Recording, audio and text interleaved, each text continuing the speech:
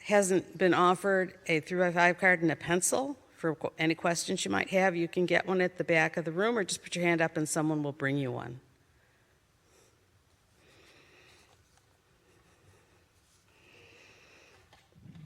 Good evening, everyone. My name is Kathy Rogers, and I'm a member of the board of the Grosse Pointe League of Women Voters.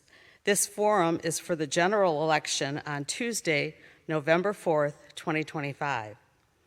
Again, welcome to this forum. The League of Women Voters is honored to host this forum on the Grosse Pointe Public School bond proposal. Thank you to the Grosse Pointe Public School System for the use of this space at Brownell, and to Steve Garrissey from the Grosse Pointe Public Schools for video recording this event. The League will present this recording for viewing within a day or two on the League's YouTube channel.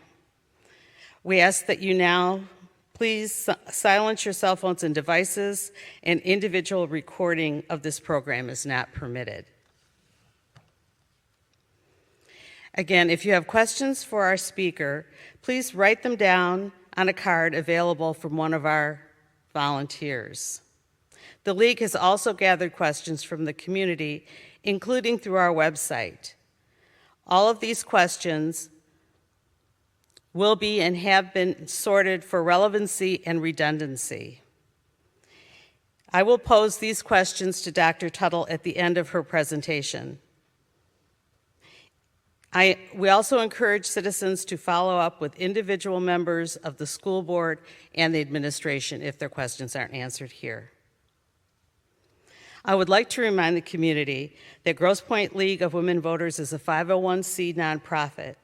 We are part of a national organization whose mission is to promote political responsibility through informed and active participation of citizens in government. We offer voter education forums and programs as a service to the community. The League neither endorses nor opposes candidates or political parties. We welcome all men and women 16 years and older to membership, and we have a membership table in the back.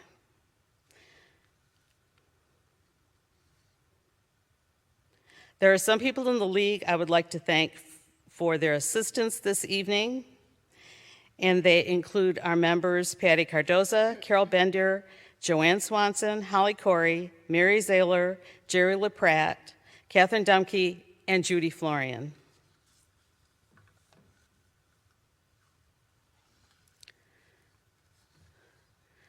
Dr. Tuttle has spent more than 30 years influencing students and educators from preschool through 12th grade, with having degrees in both elementary and secondary education and administrative certification.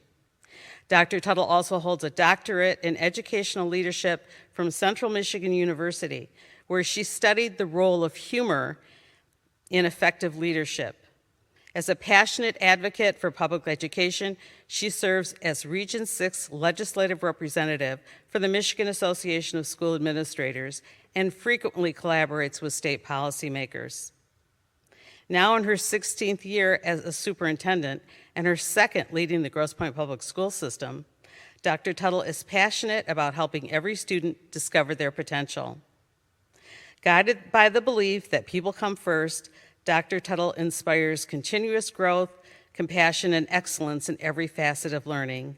I introduce to you Dr. Andrea Tuttle.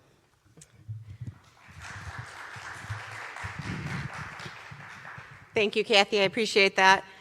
I feel very far away from you, so can everyone hear me okay? I feel like I need to.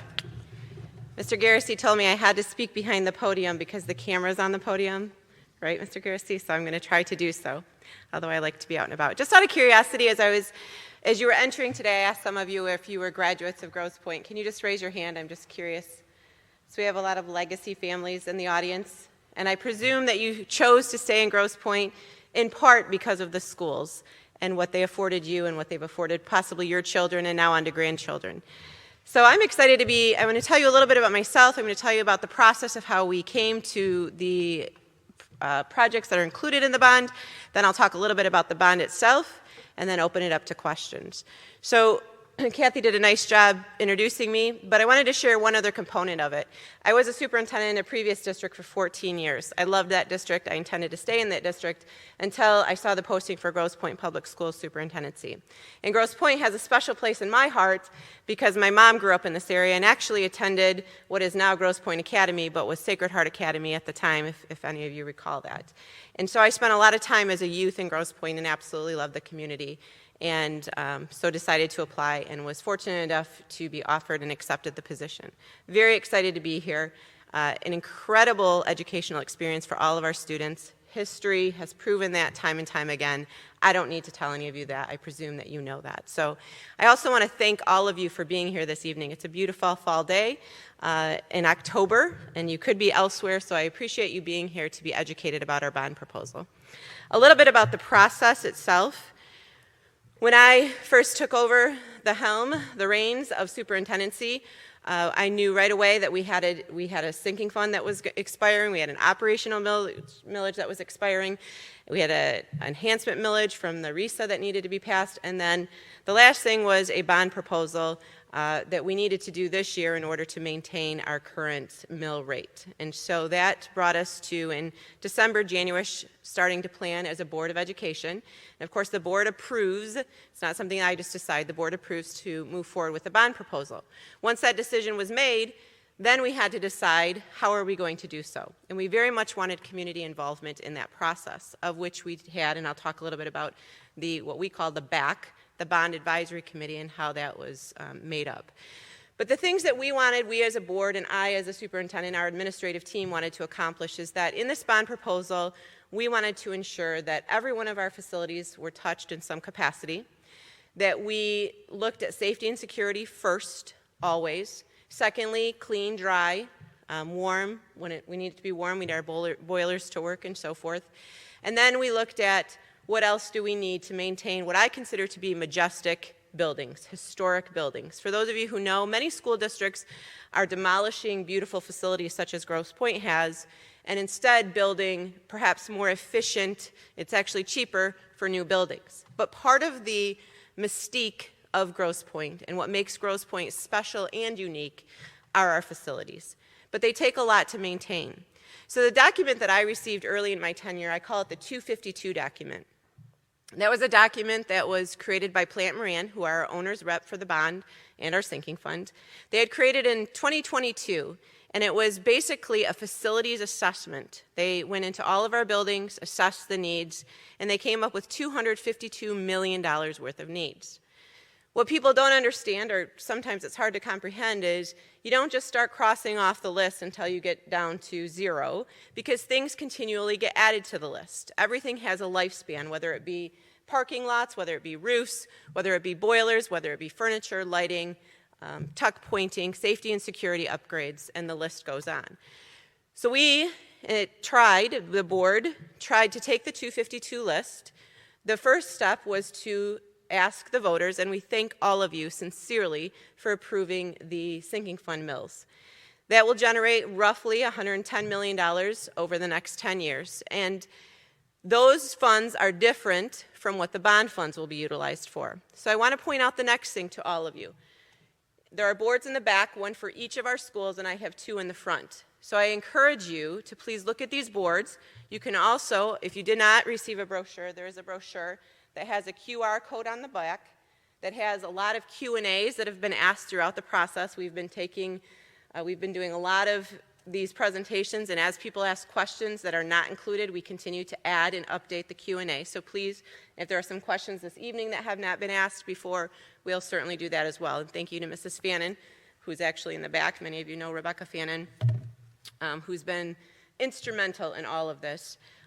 She will absolutely update that for us as they come forward. And if there are questions that I don't know, which has happened before, we certainly will take those questions back, find the correct answer, and ensure that they are on the website as well.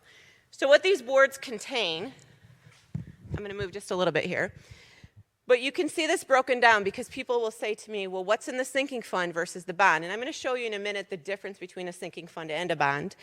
But you can see on this we have our 2018 bond program that many of you are familiar with. Again, thank you to the voters for passing that. Then we have our 2019 sinking fund, which was at 1 mil, if you recall. Subsequently, passed last year, a 2024 sinking fund. And then if the bond passes in 2025, you can see what projects will come out of the bond projects versus the previous bond versus the 2019 sinking fund and the 2024 for each building. Because people, although I think people in Grosse Pointe more than the vast majority of districts understand that we are a team. It's not just all about how this is going to affect me personally or my kids. We understand that the education of all of our kids and providing them ample opportunities to meet their potential is one of our greatest goals and our greatest assets in this community. So please, if you have not done so already, you can find this on our website. If you have time to look at it this evening in bigger font, you're welcome to do so. And if you have any questions about those boards, you're welcome to ask those as well. So as I indicated, the 252 list, the 252 million, we were able to start knocking some of those off in the sinking fund that we just passed. But as I said, that's 252. We knocked off maybe about 110 million over the course of 10 years. That leaves a considerable amount still that we need to address. In addition, things continue to be added to it. So that list never just goes away, just like your house. You have to replace your roofs, your carpets, your flooring, your dishwasher, whatever the case may be. So although this is a comprehensive list, it isn't everything, and we had to make decisions. So how were those decisions made? What ended up in this proposal when we couldn't accomplish everything that we wanted to accomplish? So what the administrator decided is of that 120 million that is going to be revenue that will be generated if this bond passes, administration with the help of Plant Moran, who, as I indicated, did the facilities assessment, as well as our administrative team, primarily our buildings and grounds facility coordinator named Mr. Madison, who is outstanding. He said there's about 60 million that are non-negotiable that we just have to do. And so 60 million of the 120 were pulled back, and we took those right off the list, the 252 list, and those were all primarily safety and security, things that absolutely, boilers, things that had to be accomplished. That left 60 million for the BAC, the Bond Advisory Committee, then to discuss in 4 meetings, which lasted 2 hours each. And the BAC consisted of people representing every one of the points and Harper Woods. In addition, it included people that represented the south end of town, the north end of town, athletics, as well as the fine arts, including performing arts, visual arts, and all of the arts. So it was a very diverse group of people. Included in that group also were administrators at central office, as well as building level administrators. So we tried to hit everybody, and it was an incredible process. If were any of you part of that are sitting in the audience? So it was an incredible process because there was great, thoughtful dialogue. We didn't always agree, but we came to a consensus at the end, and that's what I present to you today, is how the full 120 million, the 60 million that was designated by administrators, as well as the 60 million that was set aside for the BAC to determine, has been designated for projects if this bond were to pass. So now I'm going to talk to you a little bit about what's on the bond, much of which is in the brochures. You've probably seen literature. It's been in papers. We've done numerous talks about it. So hopefully some of this is not new to you. As I indicated, if and when the bond passes, it will generate a $120 million bond. That's with a no mill increase. We're currently at 3.14 mills. That will not increase. Secondly, as I indicated, 60 million were identified as critical needs that our administrator held back. 60 million was the community input, mainly to attract and retain students. So they're the prettier projects, the things that you see. You don't see the tunnels, you don't see the boilers, but the projects that people see, whether it be a sporting venue, a fine arts venue, an auditorium, things like that, that you actually get to see where your money is being spent. Again, this is a zero tax increase from existing millage rates. I forgot I have it up here, so I actually can walk a little bit. On the November 4th ballot, if you have not voted already via absentee ballot, you will have an opportunity to vote on this bond, and I hope that you take this education tonight and make decisions that you believe the district needs. So the average age of our buildings, people have asked that, is 82 years old. That's a pretty remarkable that we, as a community, you, have maintained these buildings to the majestic forms that they are today, and many of them are actually historic facilities. I also want to let you know that 84% of the budget of schools is spent on people. It's not spent on things, it's not spent on equipment, it's spent on the people. And if you received one of the pamphlets that was out there, 88% of our teachers have a master's degree or above. So our students, we attract the best so our students can receive the best in education. And it starts who stands in front of the classroom. That only leaves 16% left over to do something with. In Michigan, there is no money given to schools for capital projects. So as I shared with you, the sinking fund was approved in November of 2024. Again, huge thank you. The big focus on that sinking fund was safety and security and instructional technology. After all the sinking fund expenditures, there was approximately $200,000 in needs, $60 million of which I just shared with you were critical needs, and it was needed to protect the investment of our community, our facilities. And you know that pay me now or pay me later, if we don't fix things now and keep things maintained, they ultimately cost more down the road. And this bond focuses the majority of it on infrastructure. This is the brochure that you see in front of you, that you should have at your seat. If you haven't, please help yourself. I think they're back at the back table and they're as you come in.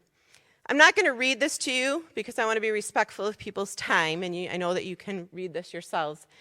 But just to highlight some of the things, we tried to delineate what is in the elementary buildings, what the middle schools will see, what the high schools will see, and what the community will see. So the elementary schools, which is also inclusive of Barnes Early Childhood Center, you're going to see ceiling and lighting upgrades. You're going to see modern furniture, fixtures, and learning equipment, mechanical and electrical system upgrades, new boilers. And when you have new boilers, they are also more efficient. So you actually save money in operational costs when you have efficient equipment. And then restroom renovations, which are really needed in several of our buildings. High school, these are just the highlights again. There's much more, but art and career tech, which is our CTE, career technical education spaces, our locker room upgrades. That was a big one that actually got discussed. I have not been in our locker rooms, but I've heard that our locker rooms need a lot of work at both North and South for not only our student athletes, but for our visiting athletes as well. We obviously new boilers to reduce operational costs, high school media center renovations. So just so you know, in the previous bond, North had media center renovations, I apologize. South did not receive, so this will be equal to North's renovations. And then the South High School office relocation for safety. South is a very safe building, but they don't have a secure vestibule like every one of our other buildings do. How many of you have been in South recently? Some of you. Once you enter, you get buzzed into the building, and every other building you get into a vestibule and you have to be buzzed in again. Unfortunately, at South, when you come in, you are exposed to the building and you have to walk 2 hallways until you get to the office. So we want to beef up the security at South just as we've done for every other facility. All right, middle school. The middle school has had an elevator in that building that has not been usable for several years, so they would fix the Pierce Middle School elevator. Ceiling and lightings, mechanical and electrical system, you're going to see repeats, new boilers, repurpose our Paul Sells Middle School pool space. And I'm going to take a moment to talk about that one because that's kind of the elephant in the room for some people. And it's probably the greatest question that we've been asked. This was the Parcells pool, which has been closed for about 4 years, was a very thoughtful and reflective discussion amongst the Bond Advisory Committee. Lots of very passionate people. Why don't we have a pool? And so I want to explain why that pool was ultimately closed, because I was under the misconception that that it was the pool itself, the foundation of the pool. In fact, all the issue lies in the ceiling.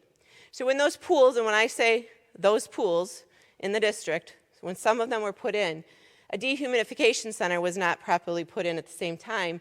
So a lot of I'm going to say the word guts because that's really specific, but a lot of the insides of the ceiling have been corroded and are creating a danger. Steve, you want me to stay in one place? I'll stay right here. And now we're creating a danger. You can't use that space. So it's not the actual structure of the pool. Additionally, the pool itself costs a lot of operating costs. You may know that we're probably one, maybe the one and only, there might be another in the state who actually has a pool at every middle school and at every high school. We have 5 pools in our facility, in our district. Amazing vision from whomever designed that before us, and the district could afford it. So there was a lot of discussion about that pool, and Plant Moran and some of the participants said, if we aren't going to use it for a pool, what can we use it for that is really special, unique to the north side, unique to what students need today and learning, and what can Parcells be the hub of? And after tons of discussion, lots of ideas, the entire committee unanimously said, I think it would be a great STEM facility, STEM being science, technology, engineering, and math. We have lots of robotics teams in our district, and they struggle for places to practice. You can see 3D printers, maker spaces, those engineering skills that are so desperately needed. I say we're kind of a consuming generation, and that we've consumed what generations before us have built. And this is our opportunity to build, but we need people who are those builders. And so this sets Parcells apart from any of our other buildings, and they will have this actual space because, as you know, jobs in that area are very lucrative as well. So it gives the kids a head start, but other districts, other schools can use it as well after school, but our Parcells students will be able to use it during the day. People have said, why haven't you shown what that's going to look like? That's a really good question, and the reason is to design something like that is very expensive, and it also would require lots of meetings with the community. What does the community want to see? What do our teachers and administrators want to see? So there wasn't a lot of time for that, but probably more importantly, there's an expense associated with it. So to design something like that fully could cost upwards of $200,000 to $300,000. You can take the risk and design it beforehand, which very few schools do, but some do. I think Troy may have done that, hoping that the bond passes. But if it doesn't, you've in essence wasted $200,000 to $300,000, of which we didn't have. So we didn't have the time to have the proper involvement and input from the community stakeholders, and 2, we didn't have the money. So what we have as agreed upon is that space is going to be a STEM learning environment in some capacity, and it will be determined after the bond passes by community groups, administrators, students, families, parents, all of you community stakeholders. And on that note, I do want to share that once this passes, if it passes, it will take a full year to design anything that's included in this bond. So you're not going to see things get built in the summer. For those of you who are in construction or know, you have to put out RFPs, requests for proposals, get bids, but before that happens, you have to architects design it so people know what they're bidding on. It's a very extensive process. The other disadvantage schools have is that we can only do things really in the summer because the students are out. And so to minimize this disruption to students' education, the majority of building for bonds is during the summer. Not to say all of it, because they do try to work around that. All right. I want to highlight, I talked about the high schools. So some community things. Demolition and addition of post-tension concrete at Elworthy tennis courts. I'm going to use his name. Ian Stodders was a huge advocate of the Elworthy tennis courts, and when he brought to us and the athletic director at South the condition of the Elworthy tennis courts, of which our South athletes, boys and girls tennis play, it was evident to the committee that something needed to be done there. It also is highly utilized by the community itself. I will say that Mr. Studdards asked for quite a bit more to be included in the bond than the back was willing to give. So I think that he on the back end is going to do some fundraising for further improvements, but the district is going to get those courts, the lighting, the fencing, the actual playing surface up to speed so they are safe. And remember, safety is our number one for our student athletes. North has more updated courts, and they're right on their site, on the site. Landscaping and fencing, Performing Arts Center in the auditorium. How many of you have been in we call it the C building, but it's the space that the North Auditorium is. Anyone been in a show? Okay, so that is in the bond for upgrades. But not only that, it's all the perimeter spaces around that, all of the classrooms, so it's very fine arts. If you've seen the ceilings in there, I would tell you that first impressions make a difference. When I first came to this district and I walked in that space, my first initial reaction was, this isn't Grosse Pointe. We had tiles that have water damage, some of them have holes in them. It wasn't indicative of the spaces that we want our students to learn in. So again, this was a unanimous decision. It was a very high priority so you can see for our back. You can see North has some things, South has some things, elementary, middle, and the community. Okay, a significant focus of the 2025 program is to build upon previously completed projects to help keep staff, students, and the community safe and secure. So of that 120, about 3.25 million of upgrades are planned for and included but not limited to upgrades to the main entrance security systems. If you've seen the swipe cards, I had to use one to get in here today. They're very secure, but we don't have all swipe cards. We have a lot of keys, and in my tenure as a superintendent, people lose keys. They don't tell people, so lots of people have keys that should not have keys. What's great about swipe cards is the minute someone retires and we don't get their keys back or they leave for whatever reason, we can shut off swipe cards so they're no longer available to access our facilities. If someone loses a swipe card, we can shut it off immediately. So those swipe cards have added safety and security measures beyond a lot of the other things that we were able to do. Door and hardware replacement, access control system upgrades, as I already said, relocating the main office at Grosse Pointe South High School. Okay, so these are just some examples. At probably the last 4 or 5 Board of Education meetings, I've highlighted a project, and I've tried to do something highlighted on the north side and something on the south side. So I'm not going to read these all to you because we will put this up for you to peruse at your leisure. But you can see the boiler and HVAC upgrades. Not pretty, but absolutely needed, and I'll give you an example of that. Right now, Parcells has 3 boilers. It can function on 2. 1 boiler's down. It can function on 2. Another boiler goes down. What are our options? Shut school, move kids. Well, we try to replace that. And where does that money come from? It comes from the general fund if a bond doesn't pass, which is your people, your 84% of your people. So then obviously that reduces the general fund budget as well.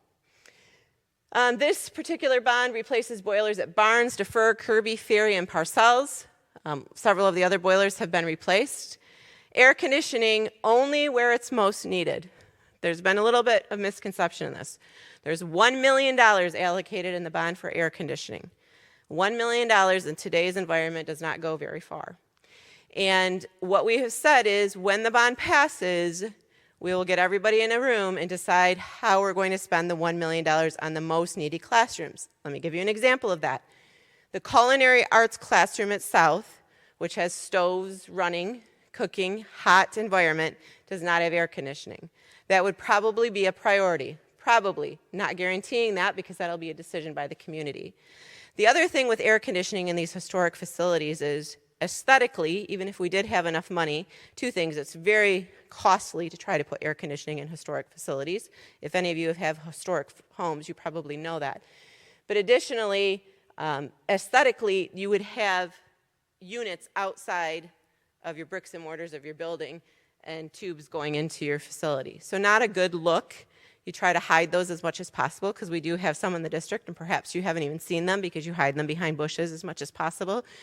But you're also compromising the structure of those facilities every time you make holes in those beautiful buildings. And then again, not a pretty one, not one that you're going to see, but replacing old domestic water piping with new copper. These improvements will help the district save on utility, maintenance, and operation costs, keeping general fund dollars in the classroom.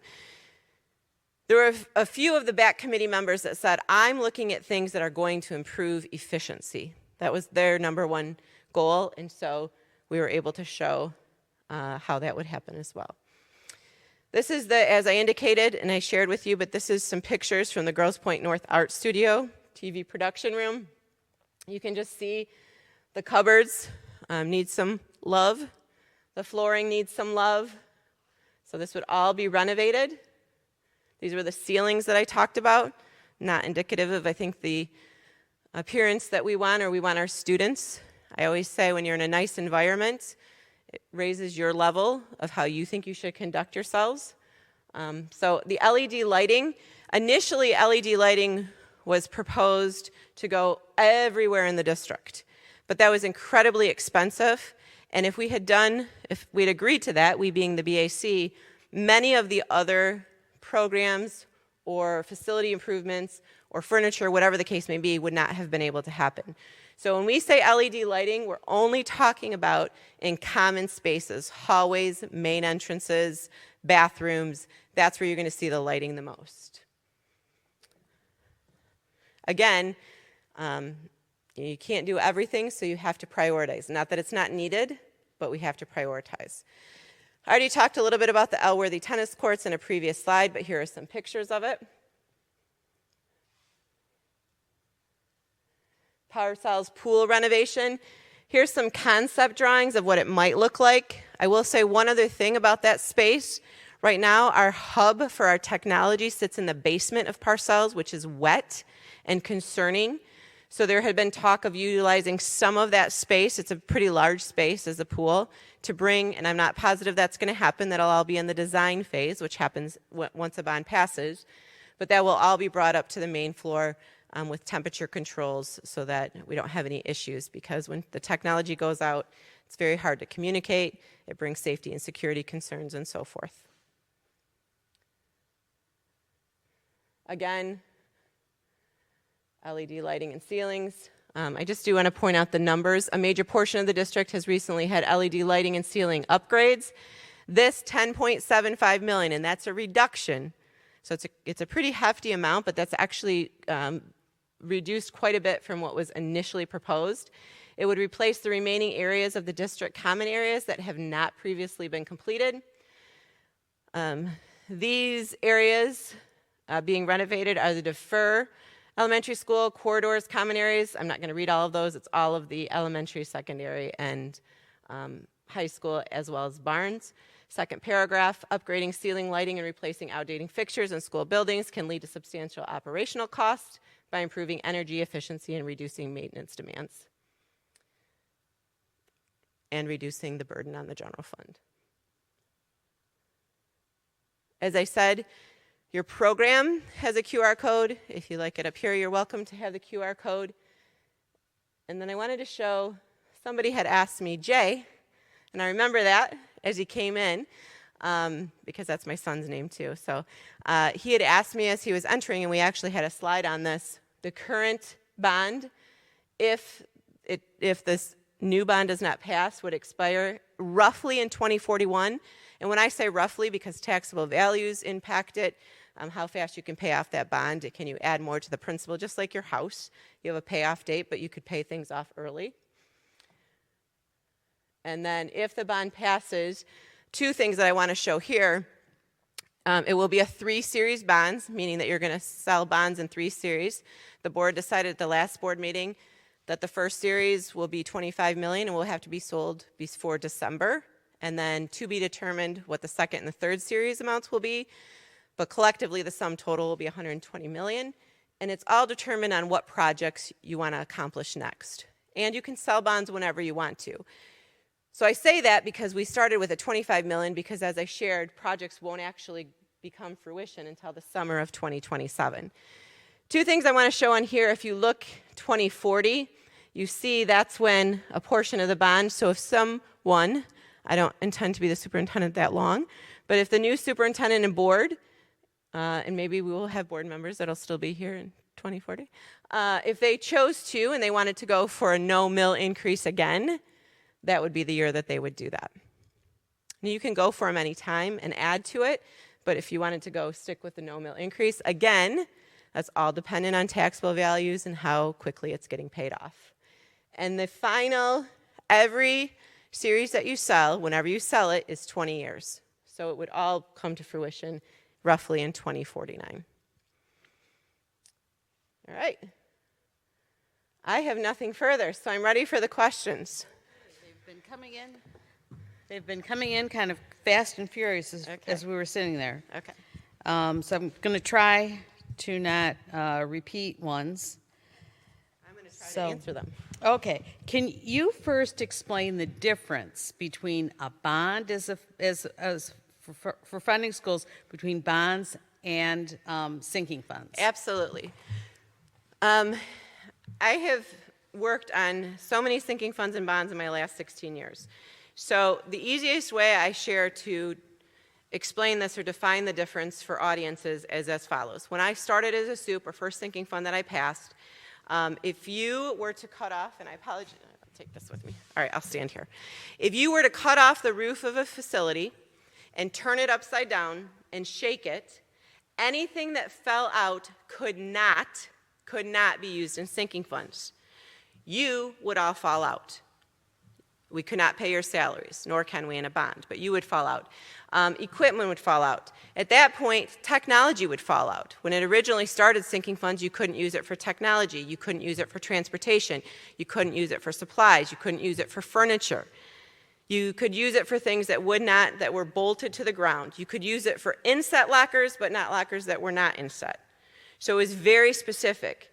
Since that initial sinking fund started, the legislators have broadened the scope of what sinking funds can be utilized for. So now, the first thing they allowed was technology. So in our previous sinking fund, we could purchase some technology, and we can in our new sinking fund. The next thing they added was transportation. We're not a transportation district in that we don't bus our students, but it can also be used for vehicles. So it can be used for your buildings and grounds vehicles. It can be used for, if we owned buses, we don't, as you know, that we contract those out through Auxilio. So you can use those for those two things. Conversely, a bond, didn't we have a slide like this? Did I miss it? Oh, okay. A bond can be used for really whatever is put into the ballot and the voters want, except for people. Neither of them can be used for salaries or benefits, but a bond can really, it's more for major structural builds, major structural renovations, upkeep, but it can also be used for things that would fall out of a building. This podium would fall out. So a bond, really, the scope of a bond is much greater than a sinking fund. Okay. One other thing that's really important. I'm sorry. Bond is borrowed money. Sinking funds are not. So borrowed money, you pay interest in. You also get interest when you invest the revenue coming in from the bond. So it's a weighing that out. Sinking funds is neither. We take in roughly $3.2 million a year. We as a district can expend $3.2 million, or we can bank it if we have a project that costs $6 million, so we don't want to utilize 1 year's revenue. You cannot do that with a bond. Bond is interest-based. Sinking fund is not. So hopefully that explained that. I think you answered this, but this is from someone submitted it on the website. The district is facing several lawsuits. Are the legal costs of defending those suits and any potential liability from judgments or settlements included in what will be covered by the bond? No. We have insurance that covers those. As a corollary to your really good information about the pool at Parcells, are there any plans for a pool on the north end, and what would it take to get another pool in the district, or is that even feasible? At this time, I know of no plans for an additional pool. Obviously, we do have pools on the north end. I mean, we have Brownell, sort of, that's split between our students, and we obviously have North High School. There has been no discussion about a pool, just how we can create the existing pool space into something really special for the north end. Oh, and then this one, I didn't read the whole thing, because the north pool has no shallow end. It's really not you can't really teach beginners there, I think is what they meant. So that I know that, I will tell you, and this is not a for sure, I'm going to say that again, not a for sure, but we are looking at some grants to transport students to some of the other, from Parcells to some of the other middle schools for some swimming opportunities. I don't know if that'll come to fruition, but it is something that we're looking into, so those students can absolutely use the other two middle schools as well. I failed to introduce, we have two board members in the audience, Trustee Clint Derringer and President Colleen Warden. So if you ever want to jump in and answer, you're welcome to do so. Just interrupt me. If you have something to say, raise your hand. Well, you know, this one was coming up. What's happening to Trombley? Will this bond issue be used to investigate reopening it? That's a very good question. And it's another question that's been probably asked the most, that in the pool. And my answer to that, and either of you can assist with this, but right now, what the district, Trombley has been closed for a while, and the only thing that the district has done is maintained the exterior of the building, so it looks beautiful from the outside. Step inside and it doesn't look so beautiful. It looks like a building that has sat vacant for many years, and that was intentional. There was no money to put into Trombley like the other elementary schools and Barnes. So the board collectively, unanimously decided we are not selling that building for a couple of reasons. A, this community is very landlocked, so if at some point there was a need for another facility, there isn't a lot of places. Also, it's a beautiful historic building, kind of in the middle of a neighborhood, which I know that that Popard was as well, so I was not here for those discussions, but the board very much wanted to keep that in some capacity. So what is in the bond, they, being Plant Moran, owner's rep, told us that to get that facility up to Taj Mahal, if you want to call it, would cost about $13 million. The board nor the bond advisory committee wanted to do that. What they wanted to do was get it up to par with the other elementaries, and it can be open for anything that the administration and the board decides collectively. There's been a lot of data collected regarding the enrollment numbers in the district, of which we are starting to plateau, but we still are seeing dips for the 2 years that I've been here. For the last 5 years, I think we lost 1,300 kids. We're really seeing that stabilize, but at some point, we hope to see the growth. And a lot of that happened through COVID, and we're trying to get those students back and let them know there's no better district than Grosse Pointe Public Schools. But so Trombley, once the bond passes, there will be, just like the Parcells pool, there will be numerous conversations about data. If more data is needed, that will occur in next year, planning process. There will be discussions, community will be involved, the unions will be involved, administration will be involved, the board will be involved, and collectively we'll make the best decision for our district. But you don't want a dilapidated building still in your community. And so if the community, I don't think, wants to sell that facility, we want to keep that beautiful, majestic, historic, so it is our duty to do something with it. And unfortunately, it's sat vacant for 4 years, and now's the time to do that. Do you want to add anything?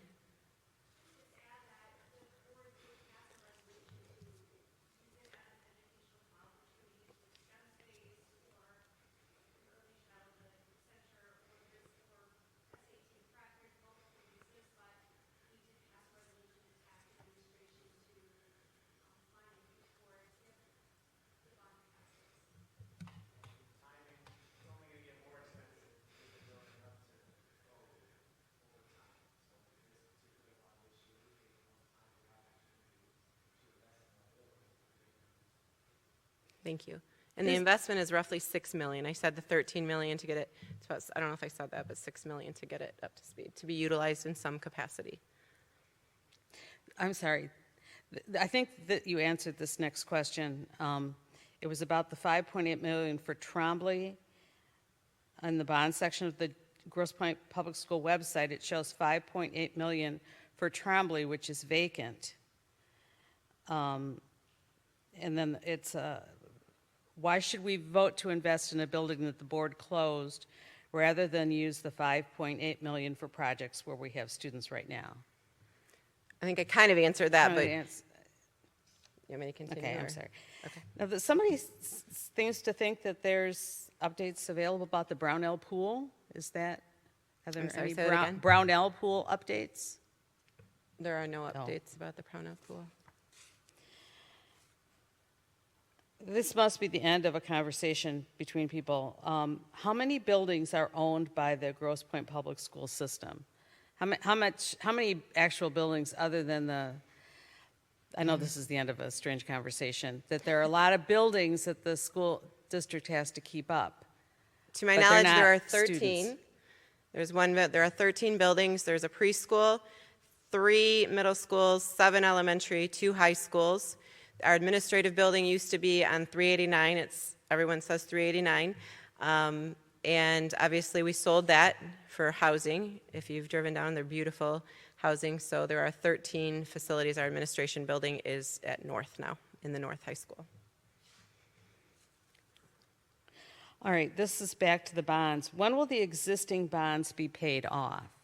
So that was the slide that I just shared. Okay. That's it. Yeah. So it goes back 2041. And again, estimated.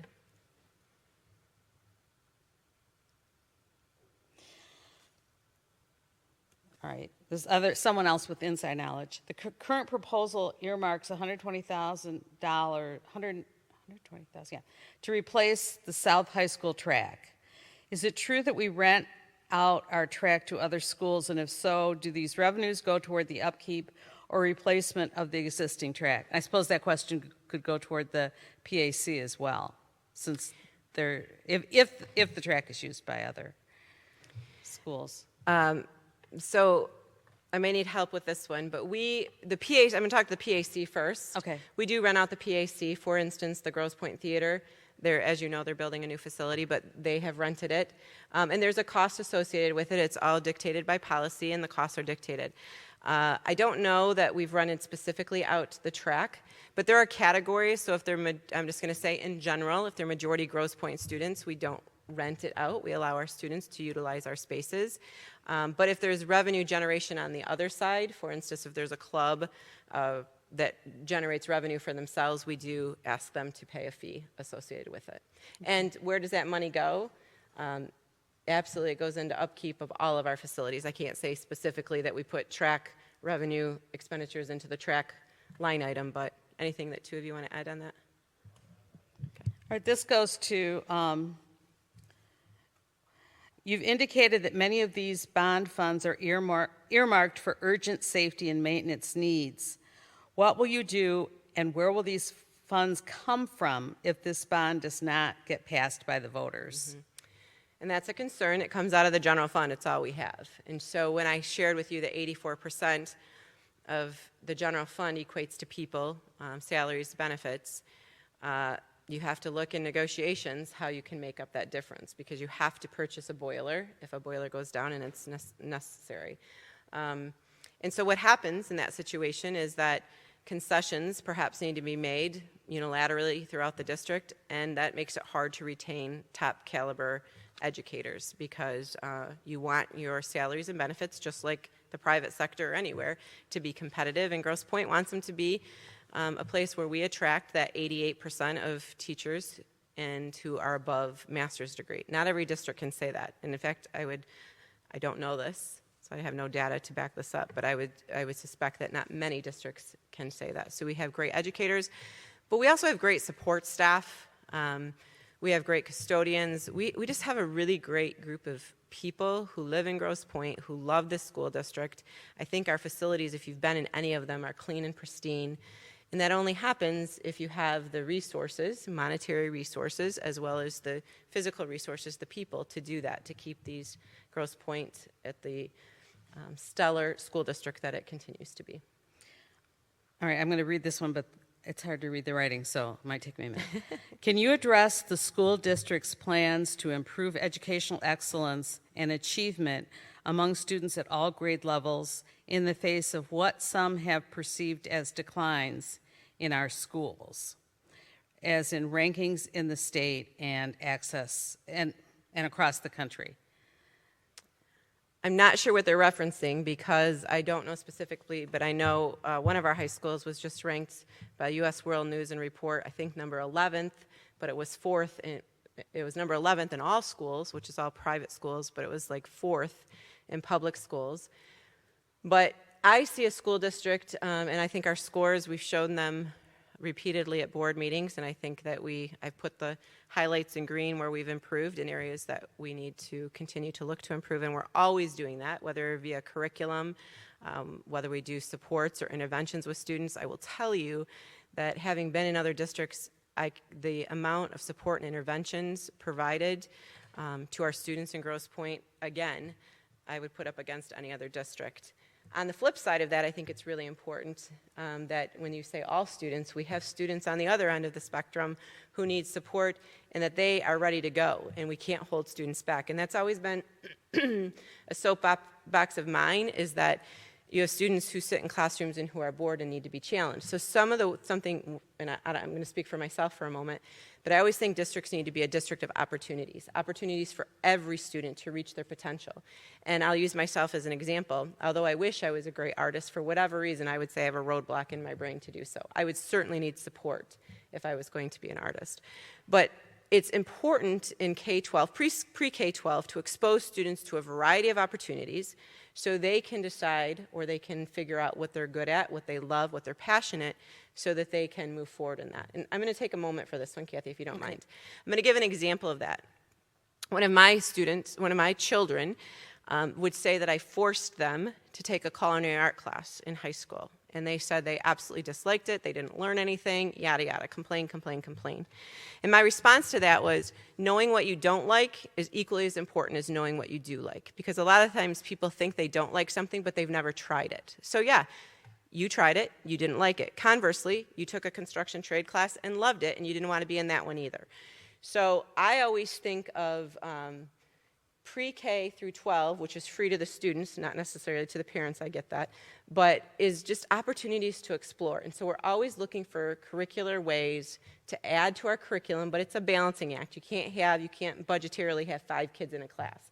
So it comes to maybe something is no longer relevant, and so you add another class, whether it's a biomedical science class or CTE class, an engineering class. There are so many opportunities out there that we could look at for that. Okay, this is, change gears. Can this bond money go directly to a permanent, safe, and secure bus stop for the students from Harper Woods? And that's a good question. And how will the bond be used to directly support the students from Harper Woods and those new Harper Woods students who will be living in the Fraser Square development? Yes, great question. Dr. Bishop, if many of you know, is the deputy superintendent, and he's already been working on that, changing the location of the bus stop, because it already has been changed for safety and security purposes. So we're very much aware of that concern and how that came to fruition. And as far as the students in Fraser Square and in Harper Woods, they're going to benefit from everything that's in all of our buildings, whether it's the HVAC, whether it's safety and security. They will receive the same benefits as all of our students will in all of our schools in Grosse Pointe. But specifically, we are very aware of the traffic concerns, and we're constantly monitoring that. And I want to give Dr. Bishop kudos for that, because he's been over there several times, worked with Auxilio to try to make a safe place for those students. Okay, I think this will be the last one, because I'm seeing repetition. Okay. Where do we get information on the money spent for the existing millage and, if passed, the forthcoming millage? And are there regular updates on how the money is being spent? For example, is it on the budget or whatever? I guess someone wants to know where's the best place to keep track of money in, money out. For sure. Expenses. I think these boards are a great starting point because they show you, we delineate which pot of money, so to speak, is being taken care of, whether it be the bond or the sinking fund, and which year they were passed. Additionally, if you're invested in board meetings, you will see bids come across. You will see the discussions that occur about, hey, we have $25 million in the first series. What are the priorities for that? So if you're involved in the community, you're going to hear that. And then, as I said, Mrs. Fannin she doesn't like me to say this, so I won't look at her. She rolls her eyes at me behind the screen, but she is the world's best communications director, in that if you're into social media, you'll find stuff there. If you read the Grosse Pointe News, there's always stuff in there. She sends out emails to families and parents and community members, snail mail. You all should have received things, so we try to inform the community the best we can in a variety of different methods to do so. Well, thank you. Thank you. Did you have any final comments you'd like to make? Or you talked out? What? Am I talked out? No. I love talking about education, so I'm never talked out. But I just, again, want to reiterate, I want to thank each and every one of you and those who are listening online for your continued support of the Grosse Pointe Public Schools. They are what they are because of you sitting in this audience, and that Grosse Pointe community supports education, and it shows. It shows for the legacy, those of you who come back. It shows for the students who go away to college and think they want to run away from Grosse Pointe and then realize, wow, this is a really special place, and perhaps that defines some of you who did the same thing. But it happens because of the people in front of your kids, the people cleaning the buildings, the people taking care, the people working up on stage in the board, and your facilities have to match your quality of education.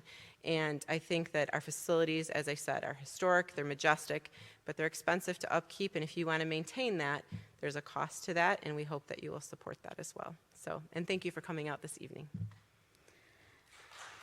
Thank you. I just have a few final notes. Again, this forum will be available for viewing on the League of Women Voters of Grosse Pointe YouTube page within a few days. So if you want to watch again or point it out to other people, because I think there's a lot of information presented this evening. Also, the League of Women Voters has an online voter guide covering all the races this November. It is vote411.org and is linked to our website, which is lwvgrossepointe.org. You probably already know that absentee ballots have been available since September 24th.